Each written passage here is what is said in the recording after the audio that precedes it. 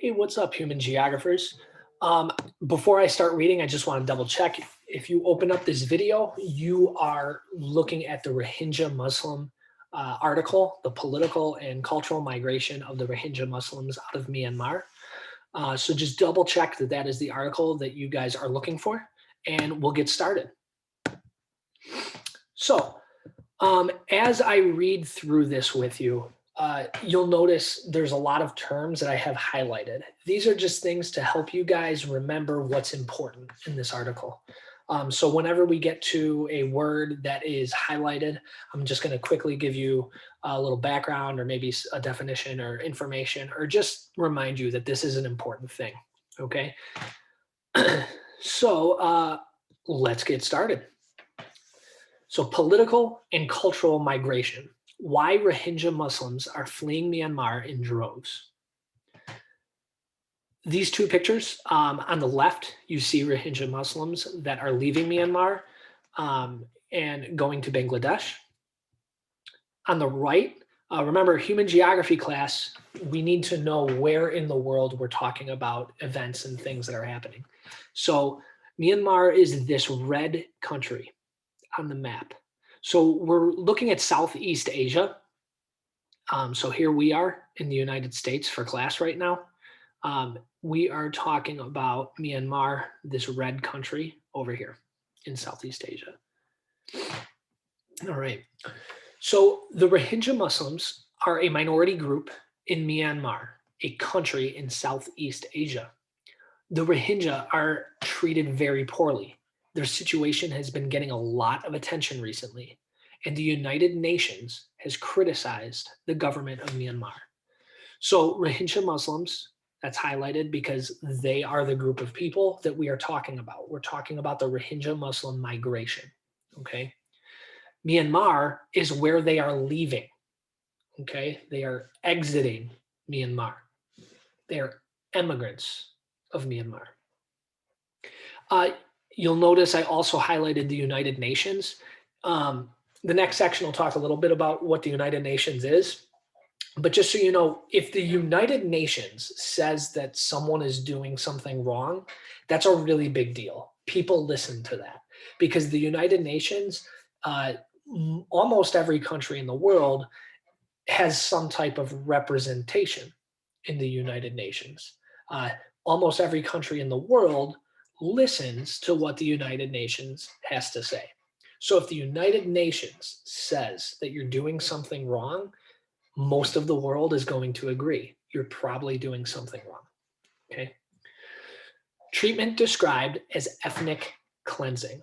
Ethnic cleansing, the probably most familiar one in history that people often remember would be in Europe and Adolf Hitler and the German Nazis and what they tried to do to the Jewish people throughout Europe. We also talked about around the Thanksgiving holiday, that was essentially an ethnic cleansing of indigenous Native Americans in the United States as well. So when we talk about ethnic cleansing, we're talking about a military or government group trying to eliminate an entire group of people, right?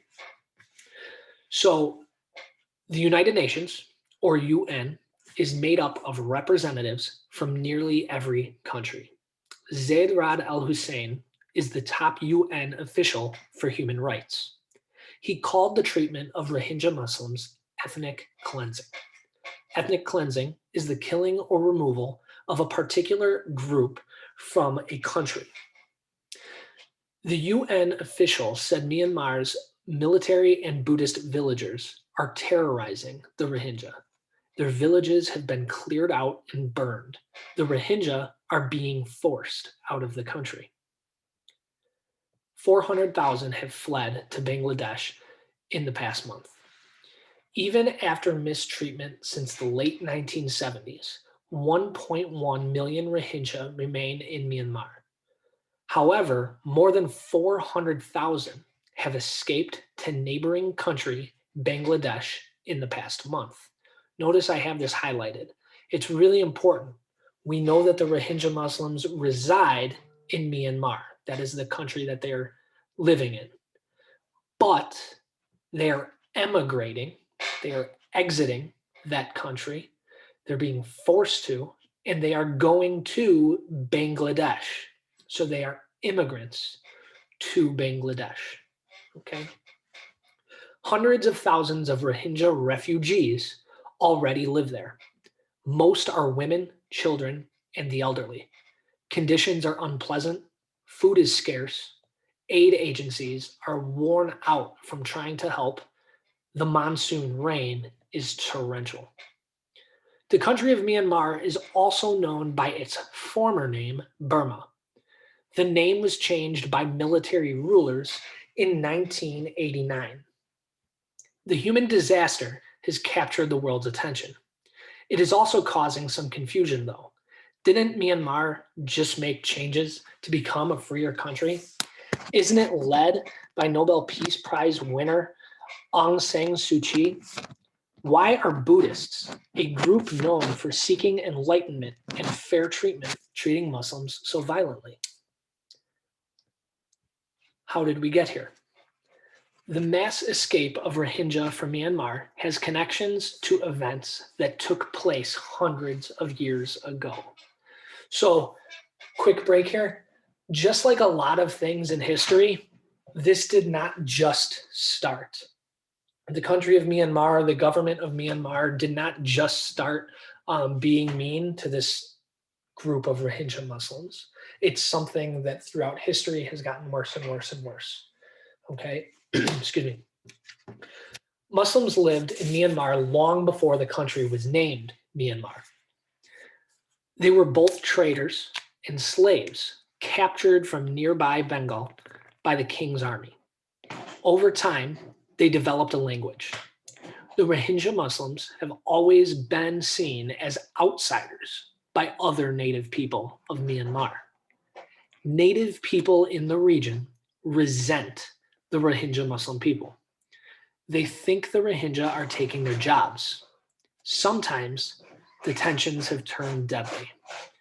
So again, this is something that we've seen over time get worse and worse and worse. But the Rohingya Muslims have, for a very long time, been a part of these communities in Myanmar. Government does not recognize ethnic group. In Myanmar, the government's official position is that the Rohingya ethnic group does not even exist. Instead, they are referred to as the Bengali. Although they share cultural similarities with people from Bengal, now known as Bangladesh, it is a foreign land that many of the Rohingya have never stepped foot in. Myanmar doesn't recognize the Rohingya as citizens. This means they cannot use public services like education and health services. I'm going to stop here really quick. A lot of you remembered from One Child Policy, the video of the one girl who was born as the second child and did not have a lot of rights. This is a similar way the Rohingya Muslim population in Myanmar is treated.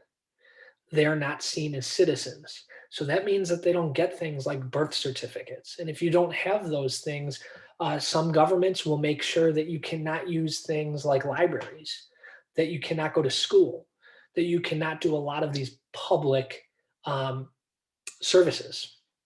So because the Rohingya are not recognized as actual people living in Myanmar, they are automatically kind of pushed to the side by the government, right? Excuse me. Aung San Suu Kyi is an important figure in Myanmar. She won a Nobel Peace Prize for her efforts to bring about change in her country. Last week, Suu Kyi was supposed to attend the UN General Assembly, the yearly meeting of all UN members.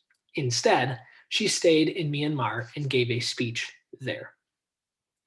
Suu Kyi's power is limited in Myanmar. For many years, people in Myanmar did not have many freedoms. This began to change in 2010. The world praised Suu Kyi because she spent many years trying to bring freedom and the chance to vote to people in Myanmar. Suu Kyi won the election by a landslide, but Myanmar's rules are written in a way that prevents Suu Kyi from becoming an official president. This is because she has a foreign-born husband and children. Foreign-born means not born in that country that they're talking about. So Suu Kyi's husband and children were born outside of Myanmar. They were not born in Myanmar. I'll highlight that really quick. While Suu Kyi is considered Myanmar's official leader, the military still controls the country.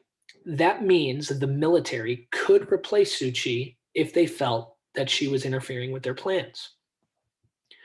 Brutal campaign to push out Muslim group. The Myanmar government says that at least 176 Rohingya villages have been emptied. Leave or we will kill you all, an armed group of Rakhine Buddhist civilians told the Rohingya of one village. This incident was reported in Myanmar last week. In some cases, people have been killed. We were all watching what the military did. They slaughtered them one by one, said Soin, a 10th grade teacher. Rohingya families have been crossing the Naf River, which separates Myanmar and Bangladesh. One group gathered on the banks of the Naf, gazing back at the smoke rising from the fields they once called home. They are doubtful of what lies ahead. So that's our entire article on the Rohingya Muslims. Remember, as you guys go to take your quiz and as you guys start thinking about what is your presentation going to be about, make sure you understand what pushes the Rohingya Muslims out of Myanmar. What brings them, what pulls them into Bangladesh? Is this forced or is this voluntary migration? We want to make sure that we're always thinking about these things for this whole unit to remind us what our projects are going to be about. Okay, so again, with the Rohingya Muslims in Myanmar, we want to think what pushes them out of Myanmar, what pulls them into Bangladesh. Is this forced or is this voluntary migration? And what type of migration is it? Is it economic? Is it political and cultural? Is it environmental? Make sure you guys take a look at those definitions and discuss with yourself what makes it economic or political and cultural or environmental. Okay? All right. Thank you guys for watching and have a great day.